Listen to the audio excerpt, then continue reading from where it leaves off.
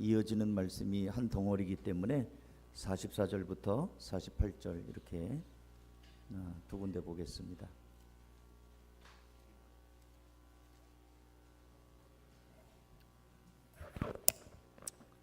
사도행전 10장 23절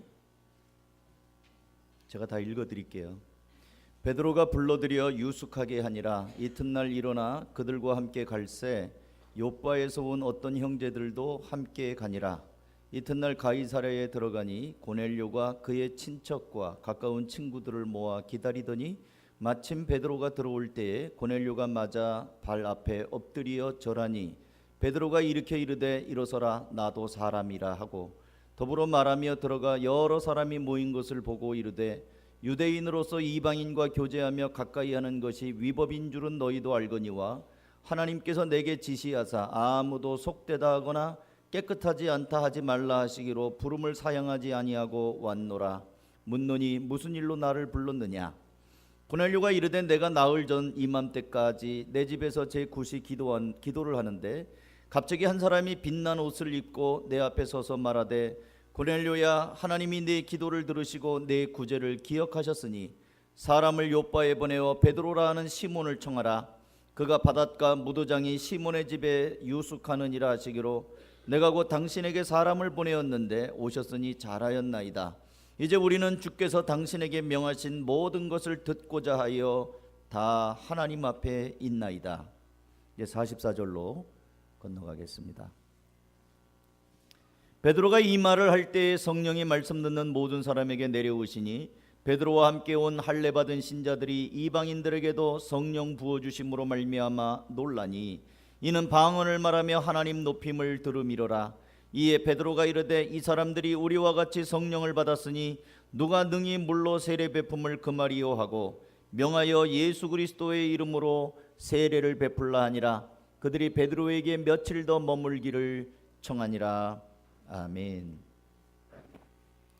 자, 우리 청소년기에 학교에서 배운 말 중에 하나가 모든 길은 어디로 통한다? 로마로 통한다. 모든 길은 그 당시에 이 길을 만나서 가다 보면은 결국에 로마로 도착한다, 이런 말이겠죠. 모든 길은 로마로 통한다. 성경이 기록된 당시에 로마는 이 전 세계를 제패한 나라였습니다. 로마 제국이 전 세계를 식민지로 삼고 가장 강한 군인들이 로마 군인이었어요. 로마가 그렇게 많은 나라를 지배하고도 있었지만 또 한편으로는 로마의 건축술이 대단했습니다. 건축 기술이. 우리나라가 지금 롯데 이 백화점인가요? 100몇 층 지었죠. 100 몇 층이에요? 우리 청소년들 알아요? 120층인가? 거의 84층까지 올라가 봤는데 그 이상은 못 올라가 봤어요. 어쨌든 그 우리나라에도 100층 넘는 건물이 있습니다. 그런데 제가 듣기로 그 세부적인 그 설계며 기술이며 이런 것들이 100% 국산은 아니래요. 외국 기술자들이 와서 한 부분이 있답니다. 감리도 그렇고 순수하게 100% 우리 기술로 지은 것은 아니랍니다. 아주 그 첨단 공법은 아직도 외국 기술이 들어온 거래요. 그러니까 이 건축이라고 하는 거는 그 나라의 기술력과 발전이 같이 이렇게 집합이 된 거죠. 근데 지금 이 가이사랴라고 하는 지역, 고넬료가 백부장으로 있는 가이사랴라는 지역은 인공 항구입니다. 그러니까 바다에다가 배가 들어올 수 있도록 이렇게 선착장도 만들고 공사를 한 거예요. 요즘 같으면 굴삭기도 있고 뭐 포크레인이나 뭐 이런 장비들이 있으니까 굉장히 큰 바위도 한 번에 들어가고 탁 놓고 하면은 그건 뭐 이렇게 대수롭지 않아요. 뭐 대단해 할 수 있지. 콘크리트 막 레미콘으로 막 붓고 이러면 금방 하잖아요. 어느 지역을 가다 보니까 건물이 못 보던 건물이 생겼어요. 뭐 20층짜리 건물이 생기고 막 상가도 막 생기고, 이게 언제 생겼지? 천지가 개벽됐네. 우리나라도 이게 건축이 막 돼요. 금방금방 됩니다. 근데 옛날 이 로마 이 시대는 벌써 2000년 전이에요. 2000년 전에 항구를 만든다는 거는 엄청난 기술입니다.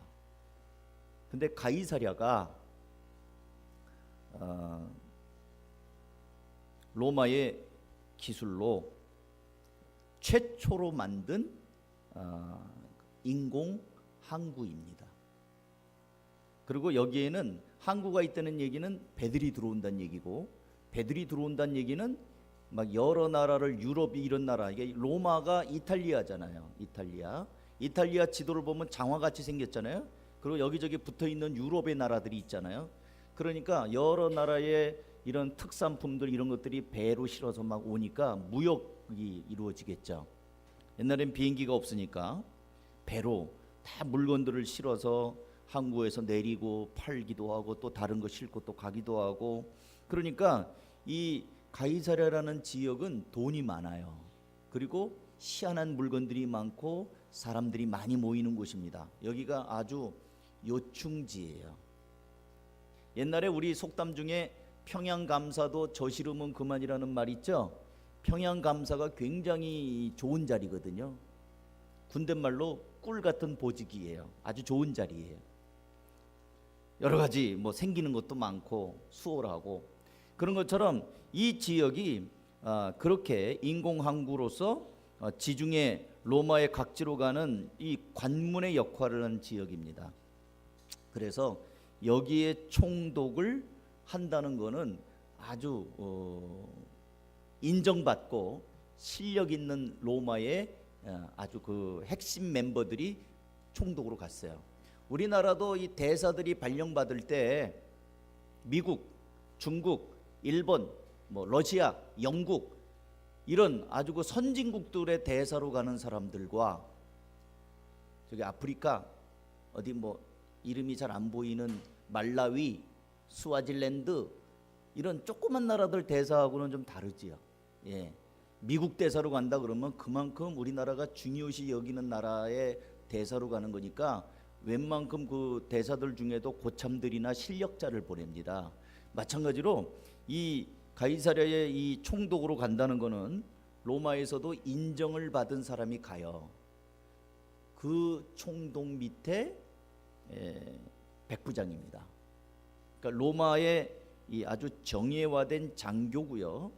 그리고 이 백부장의 위세가 얼마나 대단하냐면, 오늘날로 말하면 백부장은 부하가 100명이에요. 에게 100명밖에 없는데 뭐 대단해. 근데 여러분, 이스라엘 나라 전체를 다스리는 그 천부장이 6명이었습니다. 그러니까 6,000명의 군대가 있었고요, 군인이.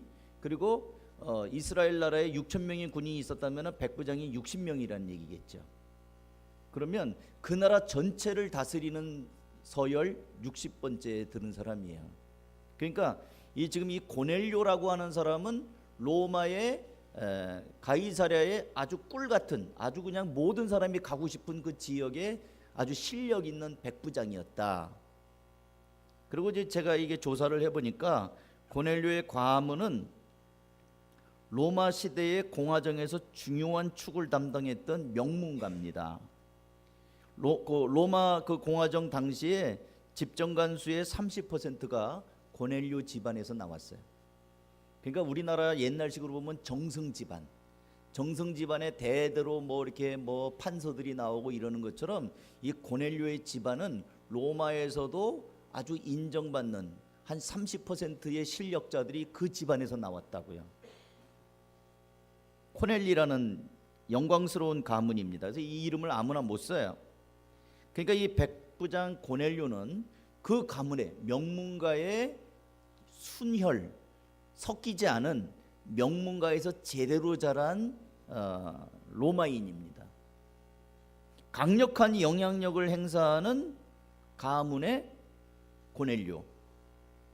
근데 이 사람이 오늘 성경에 보니까 하나님을 경외하는 사람이라고 되어 있고요.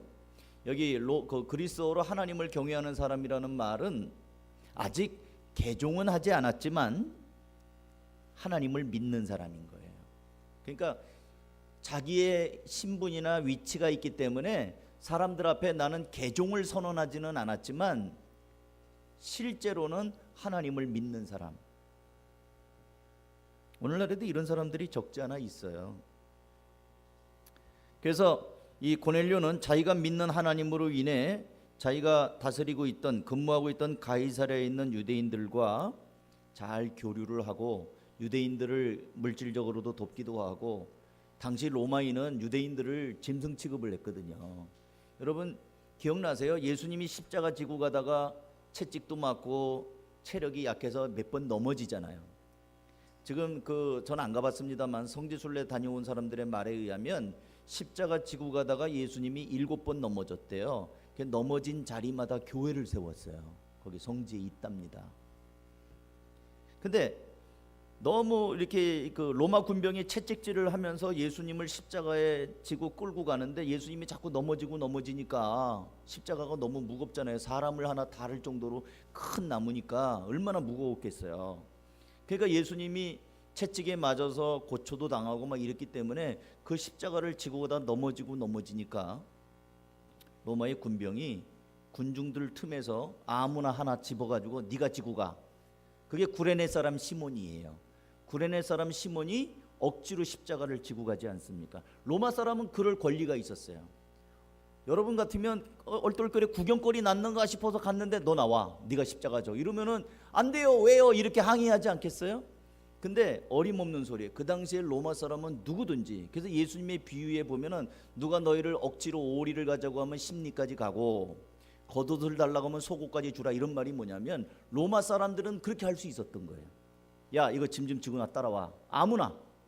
그러면 그 사람은 예 이래야지, 안 그러면 칼 맞는 거예요.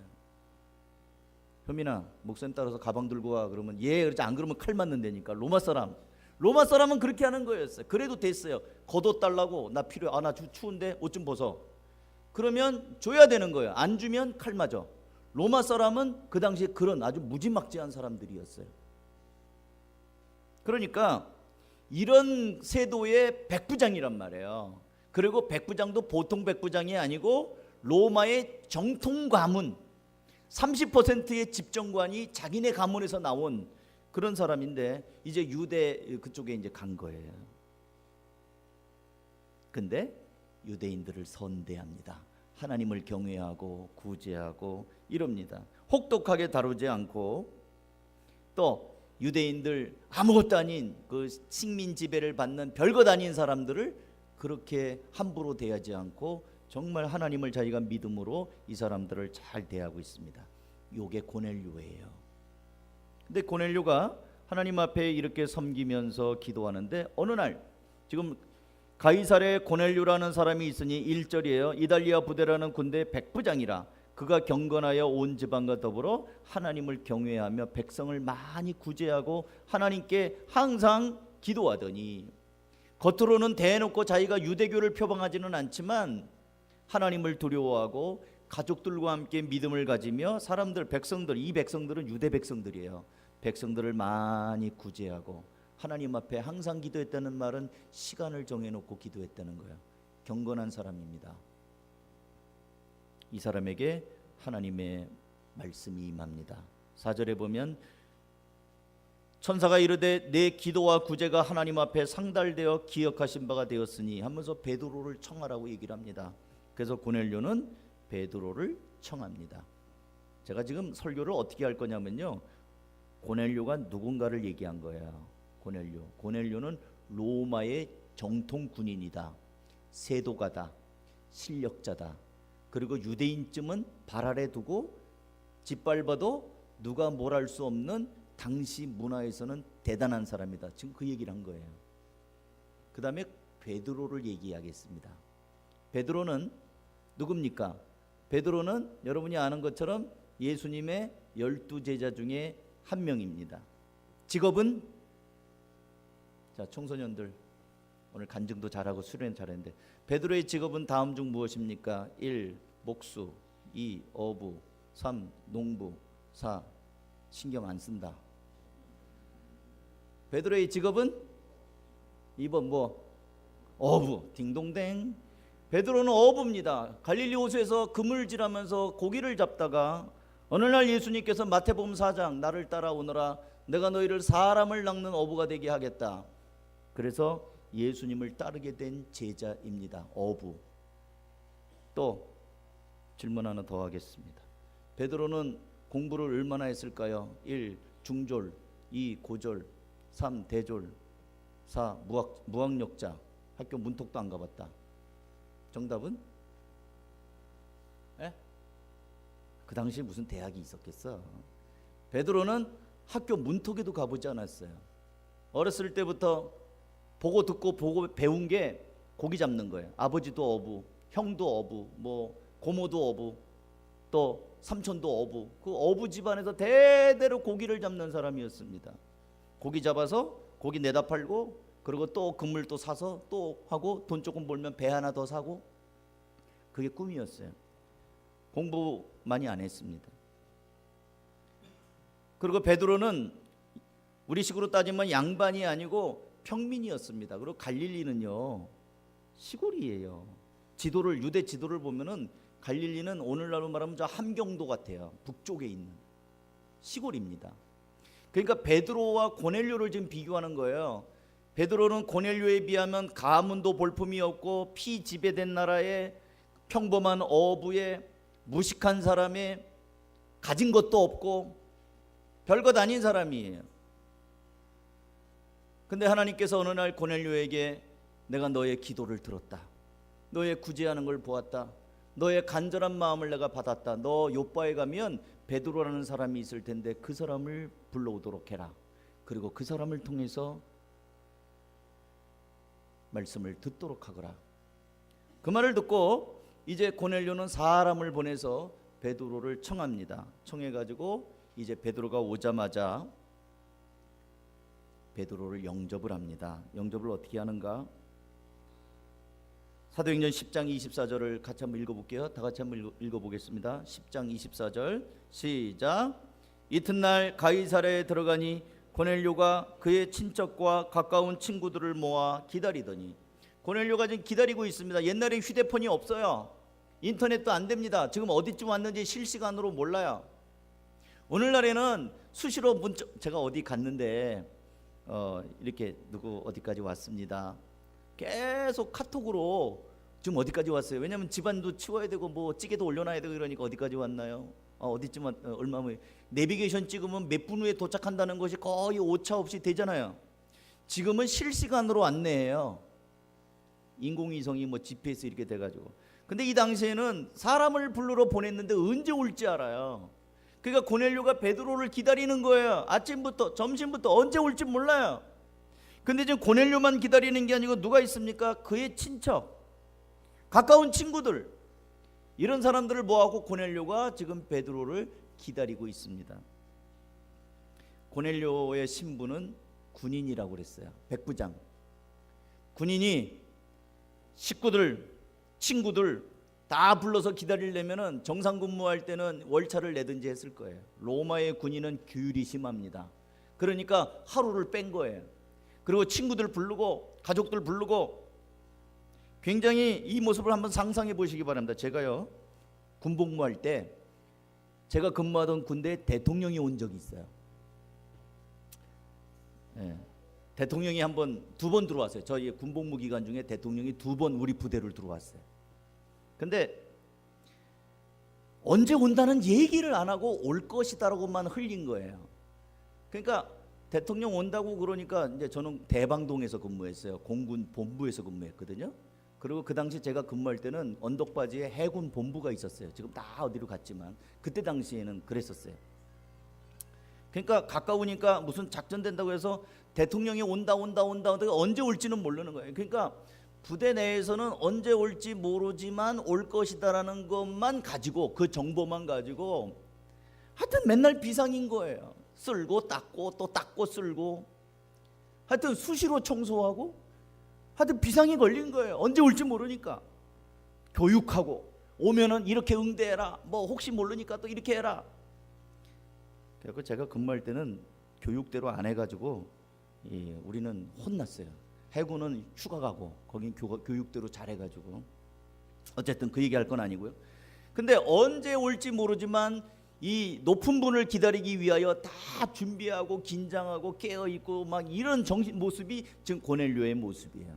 베드로가 언제 올지 몰라요. 그렇지만 친구들 가족들 다 불러모고 이제나 저제나 올까를 기다리고 있는 거예요. 이게 고넬료가 은혜를 사모하는 모습이라는 거예요. 사랑하는 성도 여러분, 고넬료는 베드로를 청해놓고 최상의 준비를 하고 있습니다. 베드로가 위대해서가 아닙니다. 아까 제가 비교를 했잖아요. 베드로는 위대하지 않아요.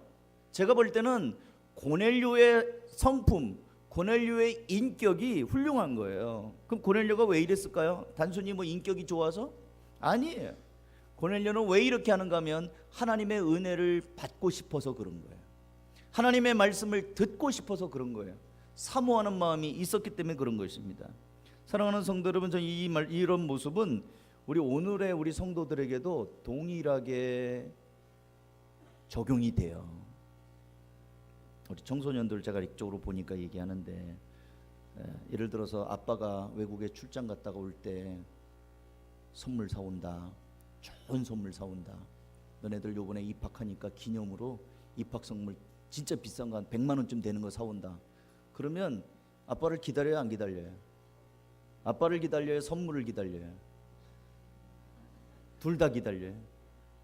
얼마나 사모하겠어요. 그리고 막 편지하고 뭐 카톡하고 뭐 영상통화하고 이럴 때마다 내 선물 잘 샀는지 확인하지 않겠어요? 확인합니다. 그건 애나 어른이나 마찬가지예요. 선물이란 거는 확인해요. 여러분, 우리가 하나님이 주시는 은혜를 좀 이제 그 사모하는 마음이 이런 마음이 있어야 된다는 거예요. 에이, 하는가 보다. 우리는 인생이 너무 쩔어 있어요.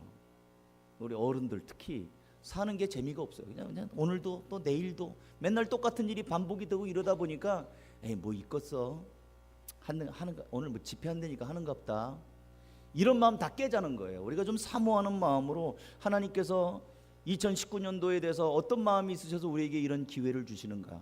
고넬료는 베드로, 비교도 안 되는 허름한 사람, 갈릴리 총구석에서 온 촌놈, 그렇지만 하나님이 그 사람을 불러오라고 그러니까 누군지는 얼굴도 본 적이 없지만 그 사람을 불러오라고 하니까 하나님께서 이 사람을 통해서 뭔가 나를 만져주시겠구나.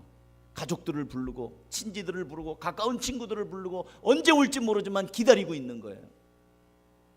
그 다음에 이제 베드로가 왔어요. 드디어 이제 나올까 저제 나올까 이러는데 왔단 말이에요. 왔는데 고넬료가 이 베드로를 어떻게 맞이하는가 보세요. 25절 같이 읽습니다. 시작. 마침 베드로가 들어올 때에 고넬료가 맞아, 그 다음에 어떻게 돼 있어요? 발 아래 엎드려 절하니. 이 영어 성경에는요, 고넬료가 그 발 아래 엎드려서 경배를 했다고 돼 있어요. 월십했다고 그래요. 이 베드로를 향하여 아이고 어서 오십시오, 이렇게 경배를 했다는 거예요. 당황한 베드로는 얼른 고넬료를 일으키면서 이렇게 말합니다. 26절 다 같이 읽습니다. 시작. 베드로가 일으켜 이르되 일어서라, 나도 사람이다. 그러니까 고넬료는 베드로를 신처럼 영접한 거예요. 어서 오십시오. 경배를 한 거예요. 그러니까 베드로가 너무 당황해서 왜 이러시냐고. 일어나십시오. 나도 사람이라고. 나 신 아니라고. 그럴 정도로 깍듯하게 최상의 경배를 베드로에게 인사를 한 겁니다. 사랑하는 성도 여러분, 은혜를 사모하라는 말씀을 제가 지금 드리고 있습니다. 그저 지나가는 시간이 아니라 하나님께서 이 날은 두 번 다시 오지 않는 날입니다. 오늘은, 내일은 두 번 다시 오지 않아요. 이 날에 하나님께서 귀한 기회를 주셨다. 사모하는 마음으로, 간절한 마음으로 이 말씀을 꼭 누가 좀 같이 들었으면 좋겠다. 전 여러분들에게 그런 마음들을 가졌으면 좋겠어요. 이번 집회에도, 오늘 설교는 집회를 준비하는 여는 말씀이거든요. 사실 기회가 없으니까 이번 기회에 우리 남편, 우리 자녀들, 친구들 꼭 한번 들어보라. 저기 황 목사님이 뭔가 있으니까 저렇게 집회도 하고 현수막도 그러고 저러시는 모양인데 뭐가 있긴 있는갑다. 꼭 좀 와서 좀 들어봤으면 좋겠다. 이런 좀 뭔가 사모하는 마음으로 사람들을 부르고 또 기도하고, 하나님 나의 기도 제목을 아시는 주님, 좀 이번에 어떤 말씀이든지 좀 나한테 좀 해주십시오. 속 시원하게 좀 한번 나에게 응답해 주십시오. 이런 마음으로 이 집회를 임했으면 좋겠다는 거예요. 고넬료는 베드로가 별것 아닌 사람이지만 본인이 사모하고 본인이 목마르니까 그 발 아래 엎드려 경배하며 하나님의 말씀을 듣고 싶다고 얘기를 합니다. 고넬료가 사람을 우상으로 하는 사람이 아닙니다. 왜냐하면 이제 33절을 다 같이 읽습니다. 시작. 내가 곧 당신에게 사람을 보내었는데 오셨으니 잘하였나이다. 이제 우리는 주께서 당신에게 명하신 모든 것을 듣고자 하여 다 하나님 앞에 있나이다. 그러니까 고넬료가 베드로에게 아부하려고 한 게 아니에요. 그리고 고넬료가 베드로를 뭐 우상 숭배하듯이 하려고 한 게 아니에요. 우리가 지금 이러고 있는 이유는 뭐냐면, 내 친구들이 여기 와 있는 이유는, 우리 가족들이 여기 와 있는 이유는, 이렇게 몇 날 며칠을 기다리고 있는 이유는 주께서 당신에게 행하신 모든, 당신에게 명령하신 모든 것, 그걸 듣기 위해서 우리가 다 여기 있습니다. 잘하셨습니다. 여기 오셨으니 정말 감사합니다. 잘하셨습니다. 우리는 주께서 당신에게 명하신 그 모든 걸 듣기 위해서 여기 다 있습니다. 하나님 앞에 있습니다. 고넬료가 지금 누구 앞에 있어요? 베드로 앞에 있잖아요. 베드로가 왔잖아요. 문이 열리고 베드로가 들어왔잖아요. 그런데 지금 고넬료가 누구 앞에 있다고 말해요? 하나님 앞에 있다고 말합니다. 베드로가 하나님입니까? 아니에요. 그럼 고넬료가 사람과 하나님을 구분 못하는 바보입니까? 아니라고요. 그럼 뭐예요?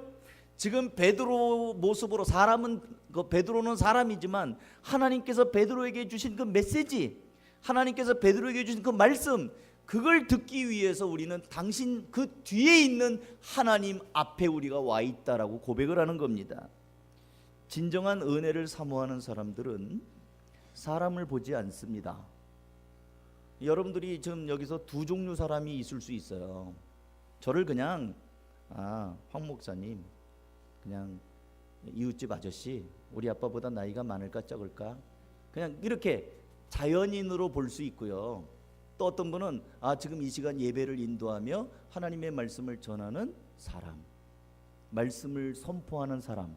그래서 나는 가리고 지금 저 입에서 나오는 말씀이 하나님의 말씀, 이 성경을 풀어서 지금 설명하는 분이다, 성경을 풀어서 좀 메시지를 하고 있다, 이렇게 들은 분들이 있단 말이에요. 그런 분들은 지금 제가 하는 말이 인간적으로 하는 말이 아니라 성경을 풀어서 하나님이 지금 이 의미가 뭔지 지금 이 시간 오늘을 사랑하는 나에게 주시는 말씀이라고 듣는 거죠.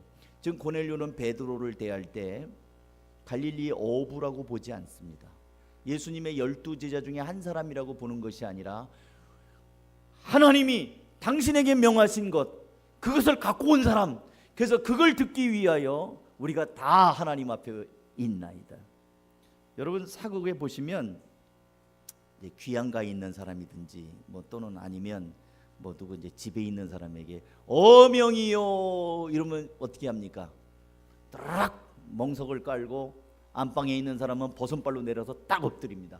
그러면 이제 이 도포자락을 입고 어명 이런 사람은 딱 써, 누구는 어명을 받들라.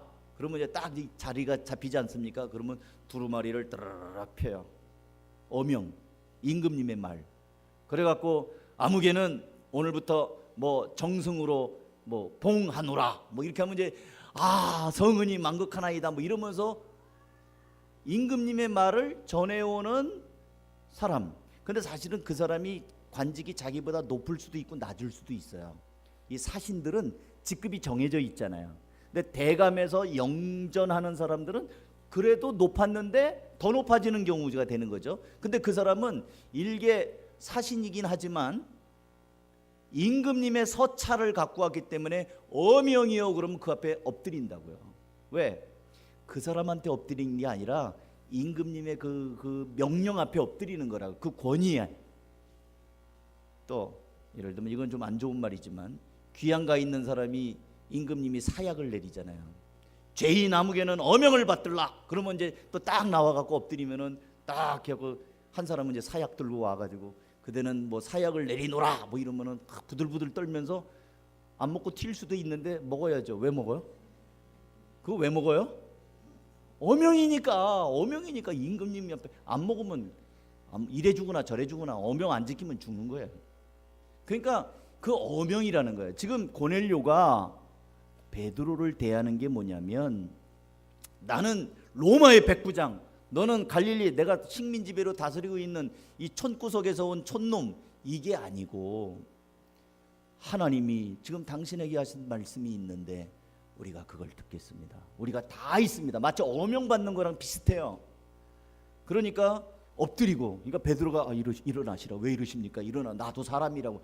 그러면서 들어보면서 하나님의 말씀을 전하자 그 집에 있는 사람들이 성령이 확 임하면서 하나님의 능력이 임하면서, 그러니까 깜짝 놀라죠. 내가 이방인들에게도 하나님의 성령이 임하는 것을 내가 보았도다 하면서 그때 세례가 일어나고 있지 않습니까? 말씀을 맺습니다. 사랑하는 성도들은 저는 오늘 밤에 이런 일이 일어나길 바랍니다. 이제 강사 목사님이 오시잖아요.